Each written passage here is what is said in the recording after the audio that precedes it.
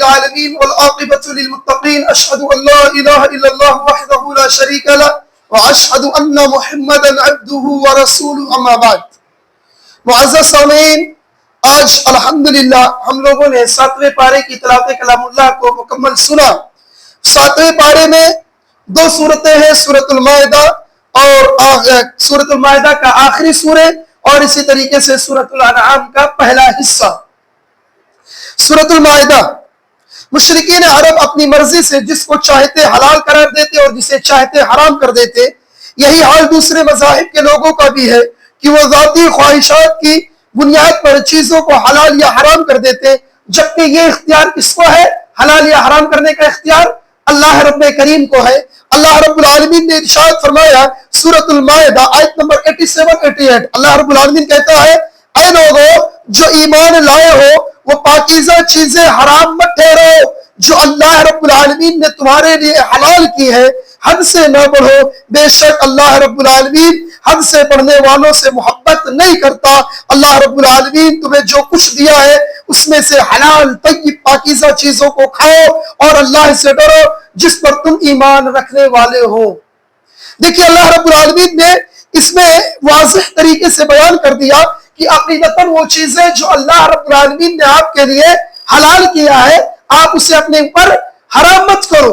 بعض صوفی حضرات دین کے معاملات میں اپنے ذاتی مفاد کے لیے یا اس طریقے سے رہبانیت اختیار کرنے کے لیے وہ چیزیں جو اللہ رب العالمین نے حلال کیا ہے اسے حرام کر لیتے. صحابہ کرام کی زندگی میں بھی یہی ایک وقت آیا تھا. آپ تاریخ اٹھا کر دیکھیے سیرت النبی صلی اللہ علیہ وسلم کی زندگی میں کہ 3 صحابہ کرام آئے اور تینوں نے کہا اللہ کے رسول صلی اللہ علیہ وسلم، ایک نے کہا کہ میں شادی نہیں کروں گا، دوسرے نے کہا کہ میں زندگی دن بھر یعنی پوری زندگی روزہ رکھوں گا، تیسرے نے کہا کہ میں زندگی بھر کیا کہتے ہیں قیام اللیل کرتا رہوں گا. یہ تینوں شخص اللہ کے رسول صلی اللہ علیہ وسلم کے پاس آئے تو یہ رہبانیت تھی، یہ چیز اسلام کے اندر جائز نہیں ہے. لہذا اس طریقے کا عقیدہ رکھنا، صوفیت کا عقیدہ رکھنا، جو چیز رب نے حرام کر دیا اسے حلال کہنا، حلال کہہ دیا اسے حرام کرنا، یہ چیز اسلام کے اندر جائز نہیں ہے. یہ اختیار کس کو ہے حلال اور حرام کی؟ اللہ رب العالمین کو ہے. نبی صلی اللہ علیہ وسلم کو بھی کسی چیز کا اختیار نہیں ہے. اسی طریقے سے اس پارے کے اندر اللہ رب العالمین نے قسم توڑنے کے کفارے کا بھی بیان کیا ہے. قسم اٹھانا دراصل کسی کی عظمت کا اعتراف کرنا ہے.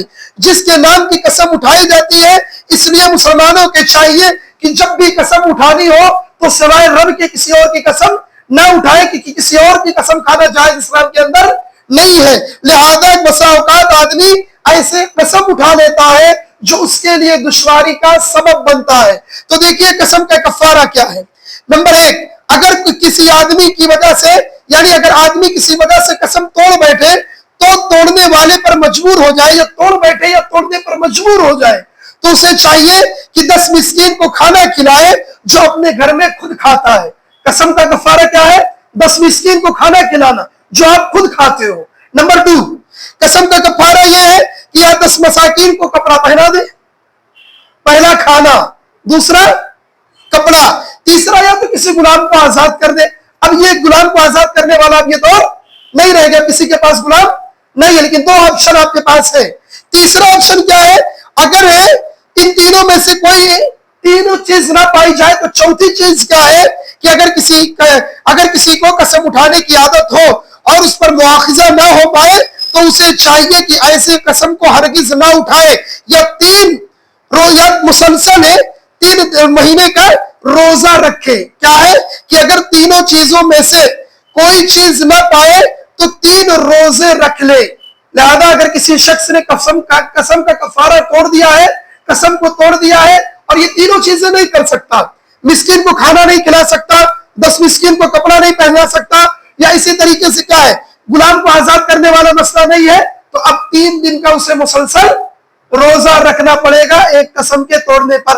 اگر اس کی بھی طاقت نہیں رکھتا ہے تو بندے کو چاہیے کہ وہ قسم ہی نہ کھائے. اور قسم نہ کھانا یہ سب سے بہترین چیز ہے، ورنہ زیادہ قسم کھانے والا سب سے بڑا جھوٹا مانا جاتا ہے. اللہ نے اس کا بھی قرآن کریم کے اندر تذکرہ کر دیا ہے. لہذا اس آیت کو دیکھنا ہے تو سورۃ المائدہ آیت نمبر 89 کے اندر اللہ رب العالمین نے اس کی وضاحت کر دیا ہے. اسی پارے کے اندر اخلاقی پاکیزگی کا بھی تذکرہ ہے. اسلامی معاشرہ دنیا کا سب سے پاکیزہ ترین معاشرہ ہے. اس میں ہر ایسی چیز حرام ہے جو انسان کو شرف انسانیت سے گرا دے یا انسانوں کا مال ناحق کھانے اور ان کے حقوق پر ڈاکہ ڈالنے کے مترادف ہو. اسی لیے اسلام نے شراب، جوا، تیروں سے قسمت کو معلوم کرنا حرام قرار دے دیا ہے. شیطانی اعمال اور یہ سب گندگی کی چیزیں ہیں. اللہ رب العالمین نے سورۃ المائدہ آیت نمبر 90 کے اندر فرمایا، آیت نمبر 90 کے اندر، اے لوگوں جو ایمان لائے ہو، بات یہی ہے کہ شراب، جوا، شرک کے لیے نصب کردہ چیزیں، فال کرنا، تیر سے فال نکالنا، یہ ساری کی ساری چیزیں شیطانی کام ہے. سو اس سے بچو تاکہ تم فلاح پا جاؤ. سمجھ میں آیا؟ تیر سے فال نکالنا، چڑیوں کا اڑا دینا، اور اسی طریقے سے شراب کا پینا، جوا کا کھیلنا، یہ ساری کی ساری چیزیں کیا ہے؟ اللہ رب العالمین کے نزدیک شرک ہے. شرک، اس سے بچنا ضروری ہے. یہ کون سا عمل ہے؟ من رجز الشیطان، من عمل الشیطان، یہ شیطان کا عمل ہے. ایسا کرنے والا شیطانی حرکتیں کرتا ہے. لہذا ایسی چیزوں سے باز آنا چاہیے. اسی طریقے سے اس پارے کے اندر حلال اور حرام کے احکام کا بھی تذکرہ کیا گیا ہے.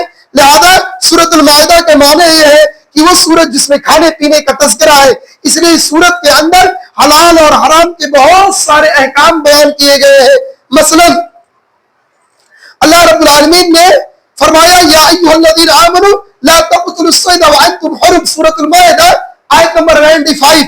اے لوگوں جو ایمان لائے ہو، شکار کو مت قتل کرو اس حال میں کہ تم احرام والے ہو. یعنی حالت احرام میں شکار کرنا جائز نہیں ہے. آپ اگر عمرہ کرنے گئے اور آپ نے احرام پہن لیا ہے، اب ایسی کنڈیشن میں آپ کے لیے شکار کرنا جائز نہیں ہے. اسی طریقے سے بری چیزیں عام ہو جائے تو اس کی برائی کم نہیں ہوتی. اسی پارے کے اندر ایک چیز یہ بیان کیا گیا ہے کہ اگر کوئی چیز برائی ہے وہ عام ہو جاتی ہے. آپ نے دیکھا ہوگا معاشرے کے اندر کہ بسا اوقات جو چیزیں نئی دنیا کے اندر نئی آتی ہے، لوگوں کو وہ چیزیں وقتی طور پر بری محسوس ہوتی ہے. مثلا آپ نے دیکھا ہوگا کہ کیا کہتے ہیں، ایک وقت تھا کہ لوگ سگریٹ وغیرہ پینے سے بہت آر محسوس کرتے تھے، ٹی وی دیکھنے سے بہت آر محسوس کرتے تھے، اسی طریقے سے بیڑی اور سگریٹ کیا کہتے ہیں تمباکو کھانے سے آر سمجھتے تھے. لیکن یہ چیزیں جیسے جیسے پرانی ہوتی گئی، لوگ اس کو برا سمجھتے ہی نہیں ہے. لہذا برائی کو عام کرنے سے، بری چیز عام ہو جانے سے وہ برائی کم نہیں ہوتی. سورۃ المائدہ آیت نمبر 100 اللہ رب العالمین نے سورۃ المائدہ آیت نمبر 100 میں فرمایا، کہہ دے، یعنی اے نبی صلی اللہ علیہ وسلم کہہ دو کہ ناپاک اور پاک برابر نہیں، خواہ وہ ناپاک کی کثرت تجھے تعجب میں ڈالے، بس اللہ رب العالمین سے ڈرو اے عقل والو تاکہ تم فلاح پا جاؤ. یعنی اگر کوئی چیز بری ہے اور وہ بہت کثرت سے پائی جاتی ہے تو وہ حلال نہیں ہوگی، بری بری ہی رہے گی، اچھی اچھی ہی رہے گی. اسی پارے کے اندر اللہ رب العالمین نے مشرکین کے جرائم اور ان سے بحث کا تذکرہ کیا ہے. اللہ رب العالمین نے فرمایا مشرکین کے جرائم کیا کیا تھے. سیدنا تابعین حضرت سعید بن مسیب اس کی وضاحت کرتے ہوئے فرماتے ہیں، وہ جانور جس کا دودھ بتوں کے لیے خاص کر دیا جاتا تھا، عام لوگوں میں کوئی اسے دہتا نہیں تھا. یہ کن کا ہے؟ مشرکین کے جرائم ہے، مشرکین کے گناہ ہے. نمبر 1، ایسا دودھ ہے جو بتوں کے لیے خاص کر دیا جاتا تھا. کسی جانور کا دودھ تھن میں رہنے کے ساتھ ساتھ اسے کسی بت کے لیے خاص کر دیا جاتا تھا تو اسے کوئی دہتا نہیں تھا. نمبر 2، کیونکہ اللہ رب العالمین نے دیکھو سورۃ المائدہ کے اندر 103 میں اللہ تعالیٰ نے 3 چیزیں بیان کی. اللہ نے کہا بحیرہ، صائبہ، وسیلہ. بحیرہ، صائبہ، وسیلہ. بحیرہ کسے کہتے ہیں؟ وہ جانور جس کا دودھ ہے بتوں کے لیے خاص کر دیا جاتا تھا تو اس تھن سے کوئی دوسرا دودھ نہیں دوتا تھا. دوسرا چیز ہے صائبہ، سین الف با حمزہ ہا، صائبہ. وہ جانور جو اپنے معبودوں کے لیے خاص کر دیتے تھے، اس پر کوئی چیز لادی نہیں جاتی تھی. نمبر 3، وسیلہ. نمبر 3، وسیلہ. وہ اونٹنی جو مسلسل 2 دفعہ مادہ بچہ جنم دے دیتی تو اسے اپنے بتوں کے نام پر آزاد چھوڑ دیا جاتا تھا. تیسری چیز اسی قرآن کریم کے آیت میں آیا ہے حامل. حامل حام کہتے ہیں وہ سان یا اونٹ جس کی جفتی سے اونٹوں کی ایک مخصوص تعداد حاملہ ہوتی ہے تو اسے اپنے بتوں کے نام پر چھوڑ دیتے تھے, ذاتی استعمال میں نہیں لاتے تھے. تو یہ 4 جرائم تھے جو مشرکین بتوں کے ذریعے سے یعنی بتوں کے لیے کیا کرتے تھے. لہذا ہمیں ان 4 جرائم کو 4 گناہوں کو سمجھنے کی ضرورت ہے کہ مشرکین کن گناہوں کو کیا کرتے تھے. آج بھی یہ گناہ پائے جاتے ہیں. میں نے ایک بکرے کو دیکھا جب تقریباً کچھ نہیں تو 95 کلو کا بکرا ہو چکا ہوگا, لیکن باقاعدہ اس میں لکھا ہے داتا سرکار. اب اس بکرے کو کوئی دوسرا کھا نہیں سکتا, نہ خرید سکتا نہ کھا سکتا. وہ بکرا بڈھا ہوتا جا رہا ہے لیکن اسے کوئی چھونے کے لیے تیار نہیں ہے, نہ بیچا جائے گا. تو ایسی چیز کرنا شرک ہے, یہ گناہ عظیم ہے. اللہ کے یہاں اس کی بہت سخت پکڑ ہونے والی ہے. اسی پارے کے اندر اللہ رب العالمین نے شریعت کے مقابلے میں کفار کی دلیل, شریعت کے مقابلے میں کفار کے دلیل کا بھی تذکرہ کیا. اللہ تعالیٰ نے اسلام کتاب و سنت کا نام ہے. جو چیز قرآن و حدیث میں ہوگی وہ اسلام ہے, جو قرآن و سنت میں نہیں وہ اسلام سے تعلق نہیں رکھتا. لفظوں میں اللہ کی وحی اور رسول اللہ کا فرمان عمل دین ہے. اس کے علاوہ کوئی چیز دین نہیں ہو سکتا. جبکہ شرک کے بعد سب سے بڑا جرم یہ ہے کہ وہ وحی کے مقابلے میں اپنے باپ داداؤں کو کی روش کو اپنا دین قرار دیتے ہیں. لہذا یہ کتنا بڑا جرم ہے, ایسا گناہ جو اللہ اور اس کے رسول نے نہیں بیان کیا. یا اللہ اور اس کے رسول کوئی چیز بیان کرتے ہیں تو لوگ اللہ کے رسول کی باتوں کو رکھ دیتے ہیں اور اپنے باپ داداؤں کے دین کو واسمہ کراتے ہیں کہ میرے باپ دادا ایسا کرتے تھے. سورۃ المائدہ آیت نمبر 104 104 میں اللہ نے فرمایا, اور جب ان سے کہا جاتا ہے کہ آؤ اس کی طرف جو اللہ نے نازل کیا یعنی شریعت اور رسول کی طرف, تو کہتے ہیں ہمیں وہی کافی ہے جس پر ہم نے اپنے باپ داداؤں کو پایا. کیا اگرچہ ان کے باپ دادا کچھ بھی نہ جانتے ہو اور ہدایت پاتے نہ ہو. یعنی بتانے کا مقصد یہ ہے کہ باپ دادا کا دین ہمارے لیے ہدایت نہیں ہے. ہمارے لیے ہدایت کون سا دین ہے جسے اللہ اور اس کے رسول نے ہم تک پہنچایا ہے. لہذا ہم سے پہلے ہمارے باپ دادا کیا کرتے تھے یہ ان کا عمل ان کے لیے ہے. آج معاشرے میں اسی چیز پر لڑائی چالو ہے کہ میرے باپ دادا فلاں کام کیا کرتے تھے تو کیا یہ غلط ہے. حالانکہ یہ چیز اللہ نے کہہ دیا کہ تمہارے باپ داداؤں کے پاس ہو سکتا ہے کہ باتیں نہ پہنچی ہو, آپ تک بات پہنچ گئی, آپ آمنا و صدقنا کہو, شریعت پر عمل کرو. اسی طریقے سے اسی پارے کے اندر اللہ رب العالمین نے قیامت کے دن عیسیٰ علیہ السلام سے سوال اور جواب کا بھی تذکرہ کیا ہے. سورۃ المائدہ آیت نمبر 116 116 میں اللہ تعالیٰ نے بیان کیا, اور جب اللہ کہے گا اے عیسیٰ ابن مریم کیا تو نے لوگوں سے کہا تھا کہ مجھے میری ماں کو اللہ کے سوا معبود بنا دو, وہ کہے گا اللہ پاک ہے, میرے لیے بنتا ہی نہیں کہ میں ایسی بات کہوں جس کی مجھے اجازت نہیں ملی ہے. اللہ اکبر. عیسیٰ کو عیسیٰ ابن اللہ کہنے والے کان کھول کر سن لو, کل قیامت کے دن اللہ رب العالمین عیسیٰ ابن مریم سے سوال کریں گے کیا تو نے دنیا کے اندر کہا تھا کہ میری عبادت کرو, تو عیسیٰ علیہ السلام کا جواب ہوگا اے اللہ میں ایسی بات کیوں کہوں گا جس کا تو نے مجھے اجازت نہیں دیا تھا, میرے پاس جس کا علم نہیں تھا. لہذا عیسیٰ علیہ السلام اپنے آپ کو بڑی ذمہ کر لیں گے, اپنے آپ کو اپنا دامن جھاڑ لیں گے. فسنے والے دنیا کے اندر جو عیسیٰ ابن اللہ کہا کرتے نعوذ باللہ من ذالک, ان لوگوں کی زبردست کٹائی ہوگی. اسی پارے کے اندر اللہ رب العالمین کی تعریف بیان کی گئی ہے. سورۃ المائدہ اور سورۃ الانعام, دیکھیں سورۃ الانعام کا تذکرہ شروع ہو گیا. سورۃ الانعام یہ مکی سورت ہے اور یہ رسول اللہ صلی اللہ علیہ وسلم کے مکہ میں قیام کے آخری دور میں نازل ہوئی. مکہ کے قیام کے آخری دور میں, ہجرت سے کچھ دن یا کچھ مہینے قبل اللہ رب العالمین نے اس آیت کو نازل فرمایا.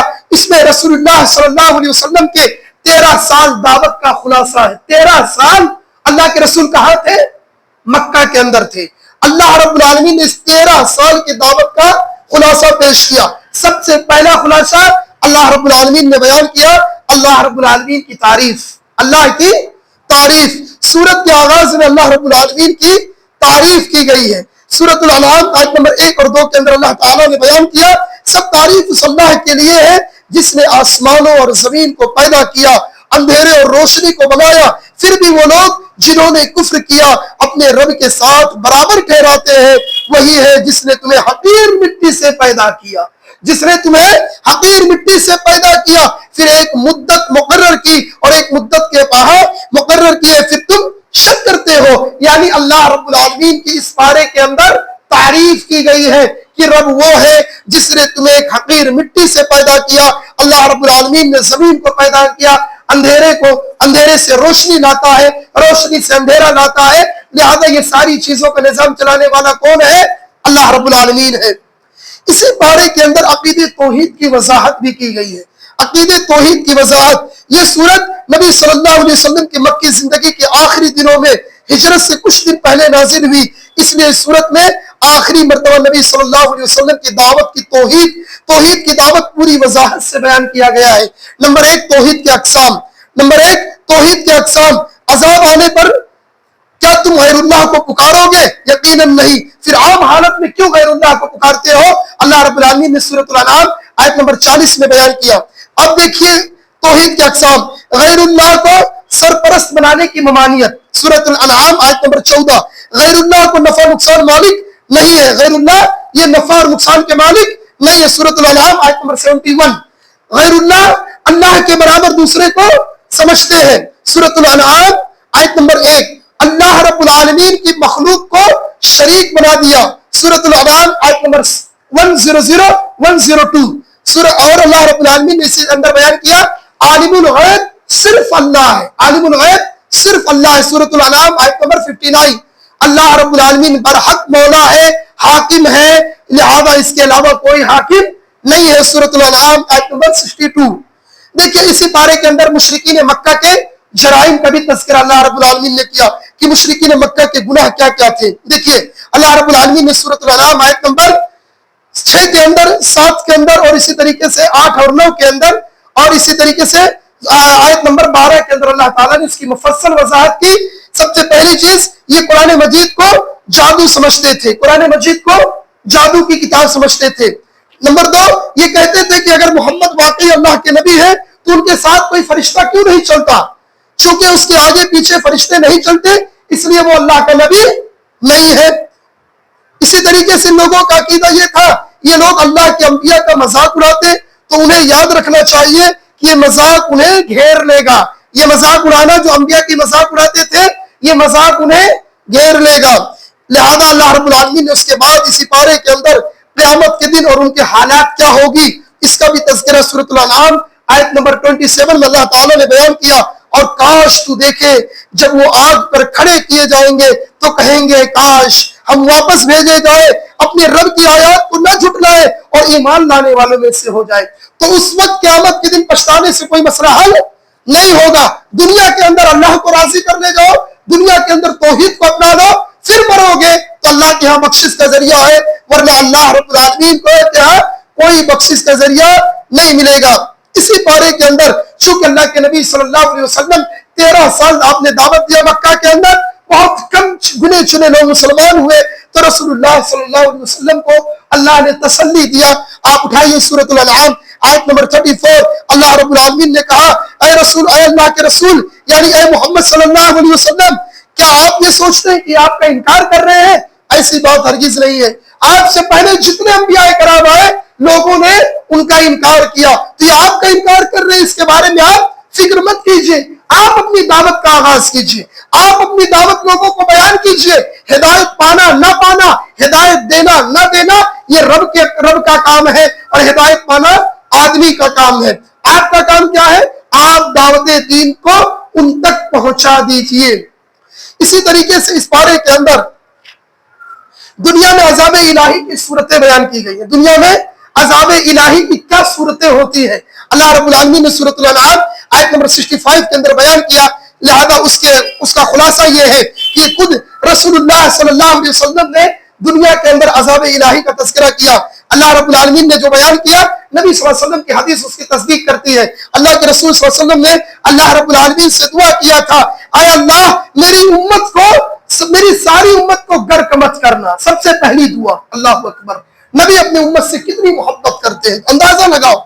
اے اللہ میری امت کو غرق مت کرنا۔ اللہ نے اس دعا کو بھی قبول کر لیا۔ اس کے بعد اللہ کے نبی نے دوسری دعا مانگی تھی، اے اللہ میری امت کو قحط سالی میں مبتلا مت کرنا۔ اللہ نے یہ بھی دعا قبول کر لی. اللہ کے نبی نے پھر تیسری دعا مانگی تھی, اے اللہ رب العالمین میری امت کو انتشار مت پھیلانا, آپس میں اختلاف مت کرنے دینا. اللہ کے نبی صلی اللہ علیہ وسلم نے کہا میری یہ دعا رد کر دی گئی, میری یہ دعا قبول نہیں کی گئی. صحیح مسلم کے اندر حدیث نمبر 7260 کے اندر یہ روایت موجود ہے, لہذا اسے دیکھ لیجئے اور سمجھیے کہ دو دعا تو قبول ہوئی, تیسری دعا کیا تھی؟ اختلاف و انتشار, جو آج ہمارے سماج اور ہمارے جماعت کے اندر پایا جاتا ہے. ہم جس اختلاف کے شکار ہوئے ہیں, لہذا ہمیں اس سے بچنے کی ضرورت ہے. اسی پارے کے اندر ابراہیم علیہ السلام نے اپنے والد کو دعوت توحید دیا تھا, اپنے والد کو دعوت توحید دیا تھا. وَإِذْ قَالَ إِبْرَاهِيمُ لِأَبِيهِ, اور کتنے پیارے انداز سے دعوت کا کام ابراہیم علیہ السلام نے دیا تھا. کہا اے ابا جان, اور جب ابراہیم نے کہا اپنے باپ سے, ابراہیم علیہ السلام کے باپ کا نام آزر تھا, کہا اے میرے ابو جان تو بتوں کو کیوں بناتا ہے, یعنی اے میرے والد محترم تم ان بتوں کو کیوں بناتے ہو؟ بے شک میں تجھے تیری قوم کی, یعنی بے شک میں تمہیں پوری قوم کے ساتھ کھلی گمراہی میں دیکھتا ہوں. دوسرے مقام پہ ابراہیم علیہ السلام نے دعوت کو آغاز کیا, اے میرے ابو جان ایسی چیزوں کی کیوں عبادت کرتے ہو جو تمہیں نفع اور نقصان نہیں دے سکتے. اس سے پتا چلا کہ دعوت کا کام کرنے کے لیے زبان میں مٹھاس چاہیے, محبت چاہیے. ایک نبی اپنے باپ سے بات کر رہا ہے, باپ کافر ہے, بتوں کو بنانے والا ہے, بتوں کو بیچنے والا ہے, بتوں کی عبادت کرنے والا ہے, پھر بھی ایک نبی اپنے باپ کو کہتا ہے یا ابتی, یا ابتی, اے میرے ابو جان, اے میرے ابو جان. لہذا دعوت دین کے لیے زبان میں مٹھاس ہونا بہت ضروری ہے. اسی طریقے سے ابراہیم علیہ السلام کے دعوت دینے کا ایک منفرد انداز تھا, جیسا کہ اس پارے کے اندر اللہ رب العالمین نے سورۃ الانعام آیت نمبر 76 سے لے کر 79 تک کا بیان کیا کہ اللہ رب ابراہیم علیہ السلام نے سورج کو دیکھا, کہا میرا رب, چاند کو دیکھا, کہا میرا رب, اور ستاروں کو دیکھا, کہا میرا رب, اور آخر میں کیا کہا, یہ سب جب ڈوبنے والے ہیں تو یہ میرے رب نہیں ہو سکتے. مطلب یہ کہ انداز کتنا نرالا تھا. پہلے لوگوں کو ذہن بنایا کہ دیکھو میرا رب یہ, ہاذا ربی, میرا رب یہ. اب لوگوں کا ذہن بن گیا میرا رب یہ. جب وہ ڈوب گیا پھر کہا یہ میرا رب نہیں ہو سکتا. پھر ستارے آئے, چمچماتے ہوئے ستارے نظر آئے, کہا ہاذا ربی, یہ میرا رب ہے. اور جب سورج نکل گیا, ستارے غائب ہو گئے, تو کہا اس کا اجالا بہت پایا جاتا ہے, یہ میرا رب ہو سکتا ہے. جب سورج ڈوب گیا, رات آئی, کہا یہ سب میرے رب نہیں ہے, میرا رب وہ ہے جو کبھی ڈوبنے والا نہیں ہے. لہذا ایک انداز تھا ابراہیم علیہ السلام کا دعوت کرنے کا. اسی آیت میں اللہ رب العالمین نے اسی پارے کے اندر اللہ تعالیٰ کی بیوی اور بیٹی ہونے کا انکار کیا گیا ہے, توحید کی دعوت دی گئی ہے. کیا ہے؟ اللہ رب العالمین نے مشرکین عرب جو جنوں کو اللہ کا شریک قرار دیتے تھے, جنوں کو اللہ رب العالمین کا شریک قرار دیتے تھے, اور فرشتوں کو اللہ کی بیٹیاں سمجھتے تھے. اللہ کی بیٹیاں کس کو سمجھتے تھے؟ فرشتوں کو, اور جنوں کو اللہ کا شریک قرار دیتے تھے. سورۃ الانعام آیت نمبر 100 اللہ رب العالمین نے فرمایا انہوں نے جنوں کو اللہ کا شریک بنا دیا, حالانکہ اس نے انہیں پیدا کیا, اور اس کے لیے بیٹے اور بیٹیاں کچھ جانے بغیر تراش دیے. وہ پاک ہے, وہ بلند ہے, اور اس سے جو بیان کرتے ہیں, لہذا جو لوگ بیان کرتے ہیں لم یلد ولم یولد, نہ اللہ نے کسی کو جلا, نہ وہ کسی سے جلا گیا, نہ وہ کسی سے پیدا ہوا, نہ وہ کسی سے پیدا کیا گیا. اللہ کی ذات اکیلی ہے, اس کے ساتھ شرک نہیں کیا جائے گا, نہ کسی کے بارے میں سوچا جائے گا. اللہ کے بارے میں ایسا عقیدہ رکھنا, زبان سے اظہار کرنا بہت دور کی بات ہے. اگر دلوں کے اندر ایسا چور بھی پایا گیا تو اللہ رب العالمین کی ہماری بخشش نہیں ہوگی. یہ شرک ہے, یاد رکھنا. اسی کے پارے کے اندر اللہ کے تنہا معبود ہونے کی دلیل بھی ہے. اللہ کے تنہا معبود ہونے کی دلیل, یہ بہت اہم پارا ہے نوجوانوں. اللہ رب العالمین سورۃ الانعام آیت نمبر 102 میں فرمایا یہی اللہ تمہارا رب ہے, اس کے سوا معبود نہیں, ہر چیز کو پیدا کرنے والا ہے, سو تم اس کی عبادت کرو, ہر چیز پر وہ نگہبان ہے. لہذا اللہ ایک ہے, اس کی عبادت کرو, اور اس کی عبادت میں کسی کو شریک مت ٹھہراؤ.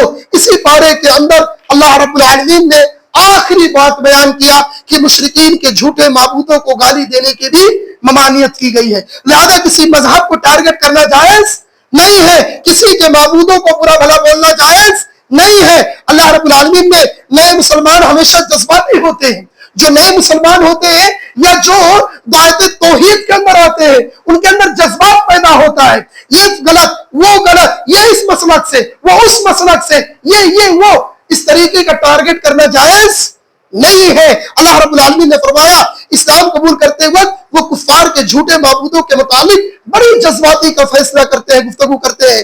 اللہ مخاطب ہوتے فرمایا، اللہ رب العالمین نے سورۃ الانعام آیت نمبر 108 میں اللہ بیان کرتا ہے، اور انہیں گالی نہ دو جنہیں یہ لوگ اللہ کے سوا پکارتے ہیں، بس وہ زیادتی کرتے ہوئے کچھ جانے بغیر اللہ کو گالی دیں گے۔ اس طرح ہم نے ہر امت کے لیے ان کا عمل مزین کر دیا، پھر ان کے رب کی طرف ان کا لوٹنا ہے اور انہیں بتائے گا جو کچھ وہ کیا کرتے تھے۔ معزز سامعین، اس آیت کریمہ کے اندر بتانے کا مقصد یہ ہے کہ جب تم کسی قوم کو گالی دو گے، جب تم کسی کے مذہب کو گالی دو گے تو وہ تو انجان ہے، وہ تو انجان ہے، معلوم ہے کہ وہ جس کی عبادت کرتے ہیں وہ غیر اللہ ہے، معلوم ہے کہ جس کی عبادت کرتے ہیں وہ ایک دم گرا ہوا انسان ہے، کسی کو فائدہ نہیں دے سکتا، اس کے باوجود تم انہیں گالی مت دو۔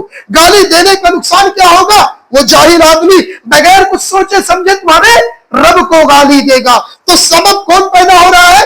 ہم اور آج سبب پیدا ہوں گے، لہذا اس کے معبودوں کو کچھ مت کہو، اس کی پوجا کرنے والے، اس کا سجدہ کرنے والے کل قیامت کے دن اللہ کے گرفت میں آئیں گے۔ لہذا معزز حضرات، یہ تھے کیا کہتے ہیں سورۃ الانعام، اور اسی طریقے سے سورۃ المائدہ مکمل میں نے آپ کے سامنے اس کا ترجمہ پیش کیا۔ اللہ سے دعا ہے کہ رب کریم ہمیں اس رمضان المبارک کے مقدس مہینے میں زیادہ سے زیادہ قرآن پڑھنے، قرآن کے معانی اور مفاہیم کو سمجھنے اور اس کے مطابق عمل کرنے کی توفیق عطا فرما۔